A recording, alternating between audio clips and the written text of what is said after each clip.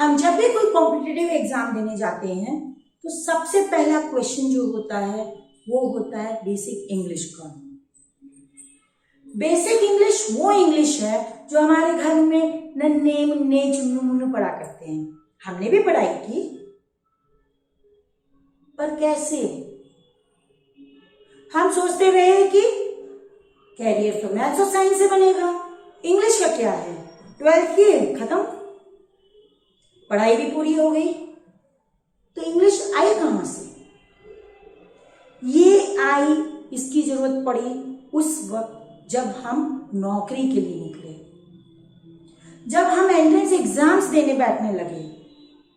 और हर entrance exams का सबसे पहला सवाल जो होता है वो होता है बेसिक इंग्लिश का, जिसे देखते ही हमारे छक्के छूट जाते हैं, पसीने छूटने लगते हैं। हम सोचते हैं अरे ये क्या, इसे कैसे किया जाएगा, इतना घबरा जाते हैं कि यहां तक कि ईज है मान लगाना भी हमारे लिए दुर्भर हो जाता है। तो आज हम इस वीडियो में इन्हीं समस्याओं का समाधान खोजने की कोशिश करने वाले हैं। आज हम पढ़ेंगे सब्जेक्ट वर्ब एग्रीमेंट। तो नमस्कार दोस्तों, मैं हूं आपके मेंटर कंचन अग्रवाल और आज हम पढ़ेंगे subject verb agreement. Subject verb agreement यानी सब्जेक्ट और वर्ब का एक दूसरे से रिलेशन जो होता है उसे पढ़ते हैं। जैसे सब्जेक्ट किन किन परिस्थितियों में वर्ब से अग्री करेगा उसे ही हम सब्जेक्ट वर्ब एग्रीमेंट कहते हैं। तो हमें किसी भी वाक्य को बनाने के लिए दो चीजों की जरूरत होती है, वो है सब्जेक्ट और वर्ब। सब्जेक्ट यानी कर्ता और वर्ब यानी क्रिया।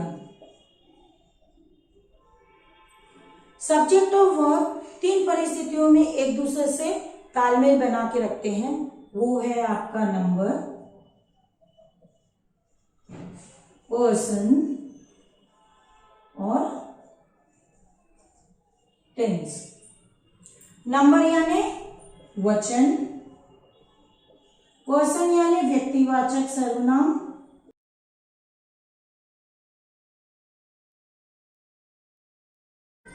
और टेंस यानी काल। तो जब हम सब्जेक्ट वर्ब एग्रीमेंट पढ़ते हैं तो वहां काल की कोई जरूरत नहीं होती है, तो इसका अध्ययन हम यहां नहीं करने वाले हैं। अब हम देखेंगे कि सब्जेक्ट नंबर और पर्सन में वर्ब से कैसे एग्री करता है। नंबर में दो प्रकार के नंबर होते हैं, जैसे आपने हिंदी में पढ़ा होगा एक वचन और बहुवचन, उसी प्रकार इंग्लिश में भी दो होते हैं। एक होता है सिंगुलर, एक होता है प्लूरल। सिंगुलर यानी एक वचन और प्लूरल यानी बहुवचन। जो एक बहुत ही सामान्य सा नियम हर वाक्य पे लागू होता है, यहां तक कि हम जो नियम इसके अंतर्गत पढ़ेंगे उन पर भी, वो है कभी भी जब भी हम कोई वाक्य बनाएंगे तो सिंगुलर सब्जेक्ट के साथ में सिंगुलर वर्ब और प्लूरल सब्जेक्ट के साथ में प्लूरल वर्ब का प्रयोग करते हैं। ठीक है, सिंगुलर सब्जेक्ट के साथ में सिंगुलर वर्ब, प्लूरल सब्जेक्ट के साथ में प्लूरल वर्ब। ये नियम हर एक वाक्य पे लागू होता है। अब वो किस तरह से लागू होता है यही हम इस चैप्टर में पढ़ने वाले हैं। तो उससे पहले हम ये देखेंगे कि singular subject singular verb, plural subject plural verb होता क्या है, तो उसे समझ लिया जाए। जैसे कि हम बताएं, सिंगुलर यानी एक वचन और प्लूरल यानी बहुवचन, चाहे वो संज्ञा हो चाहे सब्जेक्ट हो, अर्थात संज्ञा ही सब्जेक्ट का काम करती है, तो इसीलिए सब्जेक्ट हो या वर्ब हो दोनों के नंबर होंगे सिंगुलर या प्लूरल। इसी प्रकार वर्ब जो है वो भी पर्सन के अकॉर्डिंग चेंज होगा, तो फर्स्ट पर्सन, सेकेंड पर्सन और थर्ड पर्सन। फर्स्ट पर्सन कौन होता है? स्पीकर, कहने वाला, बोलने वाला, जो बात कर रहा है, जो चीजों को बताता है, वो है फर्स्ट पर्सन। सेकेंड पर्सन यानी लिसनर, सुनने वाला, जो स्पीकर की बातों को सुन रहा है। और उसी प्रकार थर्ड पर्सन होता है अबाउट whom we talk, मतलब जिसके बारे में बात हो रही है, अबाउट whom we talk, जिसके बारे में भी बात हो रही है या जिस वस्तु के बारे में बात हो रही है, वो सब आपका थर्ड पर्सन में आएगा।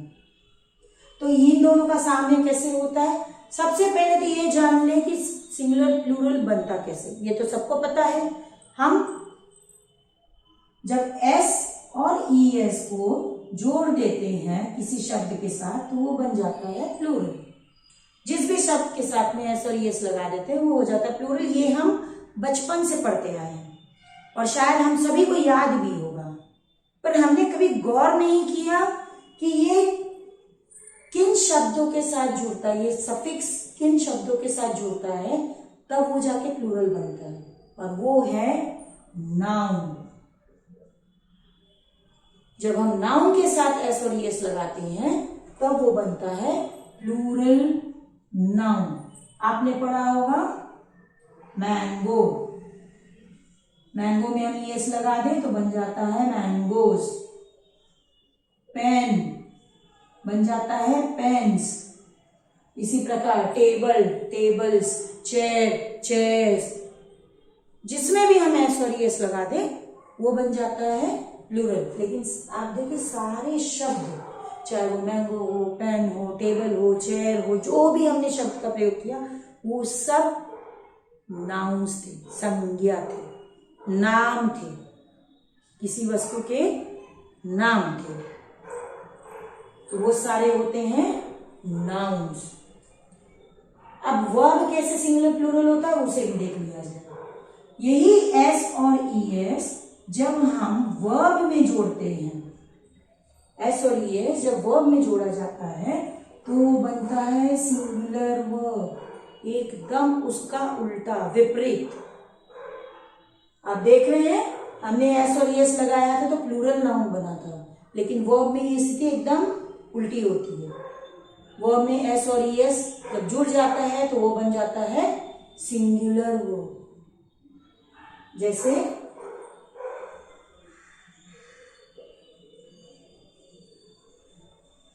लाइक बिकम्स लाइक,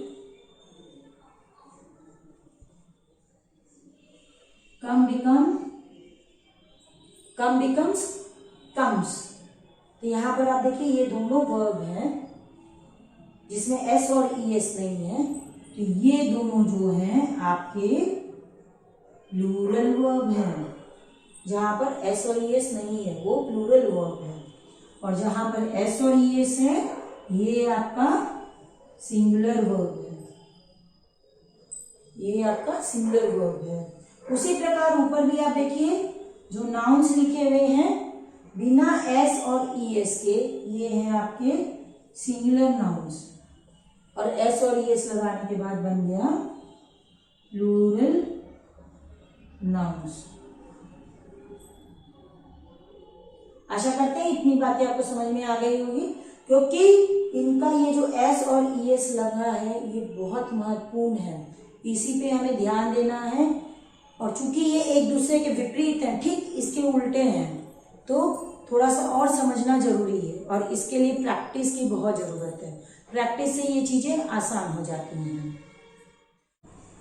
तो आइए अब हम देखते हैं वह पर्सन के अकॉर्डिंग कैसे चेंज होता है, पर्सन के अनुसार कैसे वर्ब अपना रूप बदलता है। आई के साथ हम यूज करते हैं एम। आई एक ऐसा फर्स्ट पर्सन है जो कि एक एक्सेप्शन है।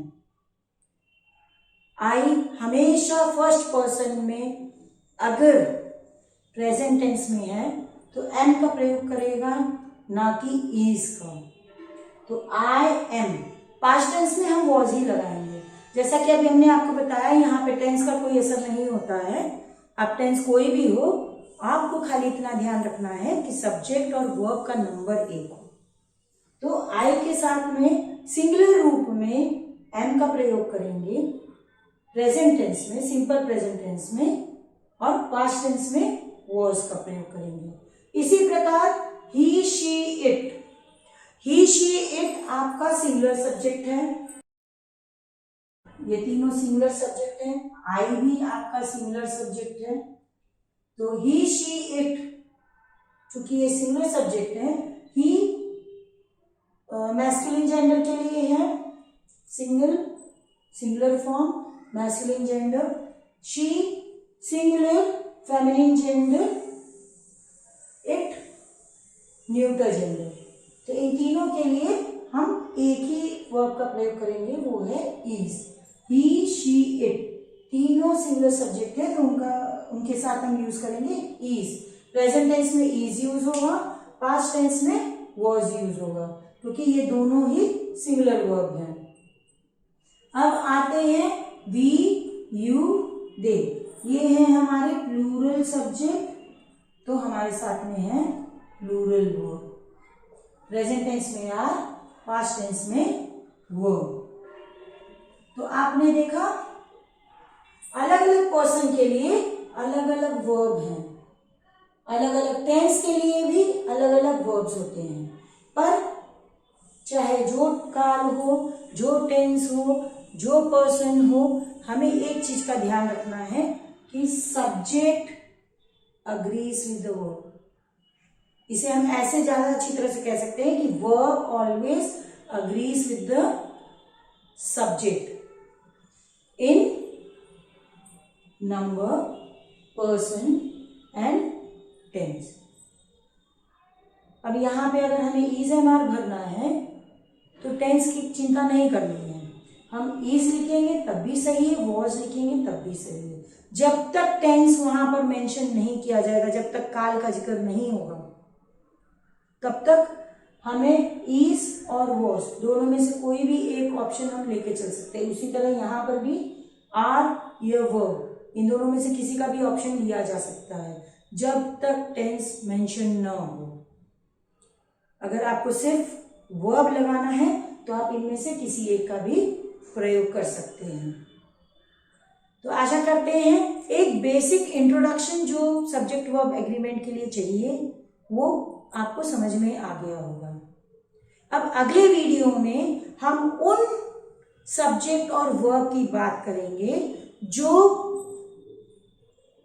इस नियम का पालन नहीं करते हैं। हमें सबसे ज्यादा ध्यान रखना है इसका, singular subject singular verb, plural subject plural verb, और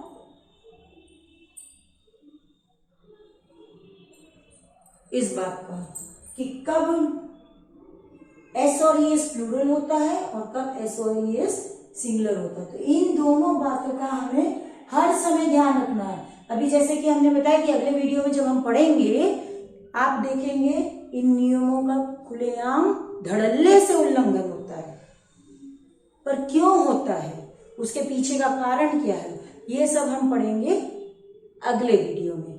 तब तक के लिए नमस्कार, थैंक यू।